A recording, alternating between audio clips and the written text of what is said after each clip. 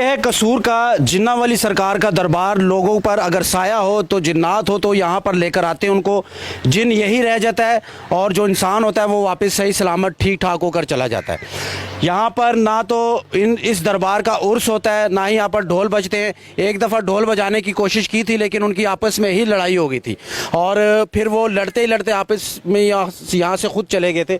लेकिन इस दरबार की ये करामत है, यानी कि जिन्नात वाली सरकार इसको कहा जाता है इस दरबार के बुजुर्ग को। सर ऐसा ही है? ऐसे ही है, बिल्कुल ऐसे ही। ये है कसूर के अलमारूफ सैयद कासम अली शाह चिश्ती अलमारूफ जिन्ना वाली सरकार, यानी कि जिन्नात का दरबार यहाँ पर।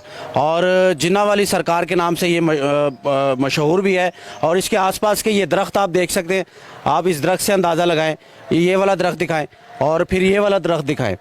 तो यहाँ के जो मतवाली हैं जो यहाँ की देखभाल करते हैं, तारिक साहब मेरे साथ मौजूद है।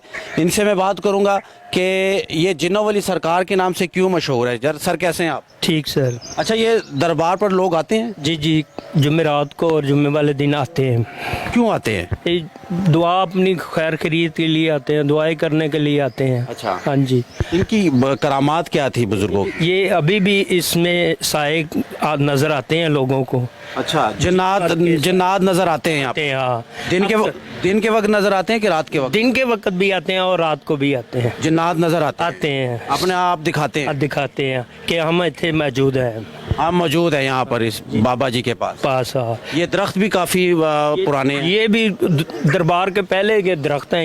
ये बहुत पुराने होते हैं। इनको पता नहीं वन के वगैरह बोलते हैं। ये वन वगैरह बोलते हैं इनको। अच्छा, दरख्त का नाम है ये। अच्छा, इन बाबा जी के बारे में थोड़ा सा और बताया। ये सुना है काफी देर के हैं, तकरीबन कोई 500 साल हो गए हैं। 500 साल हो गए वफात पाए हुए। वफात पाए 500 साल हो गए। हाँ जी। ये पीछे तो इनका नहीं पता कि कहाँ के हैं, लेकिन जो लोग आते हैं वो पुराने लोग आते थे इधर, वो बताते होते हैं हमें आन के कि इनको इतनी देर हो गई है। इतनी देर हो गई है इनको। ये कसूर का बड़ा कदीमी कब्रिस्तान है और जब यहाँ पर जंग हुई थी सन 65 की तो इसमें कुछ शहदा भी यहाँ पर मौजूद हैं। उसके साथ साथ जो हमारे पाक अफवाज के जवान जो कि शहीद हो गए थे उनकी कब्रें भी वहाँ पर हैं। और 2 शहीद यहाँ पर मौजूद हैं 65 की जंग में जिनको गोले लगे थे और जो शहीद हो गए थे। एक ये कब्र है और ये दोनों किसकी कब्रें हैं? ये खुशी मोहम्मद बाप की कब्र है। ठीक है। ये बेटे की कब्र है, 4 साल का था।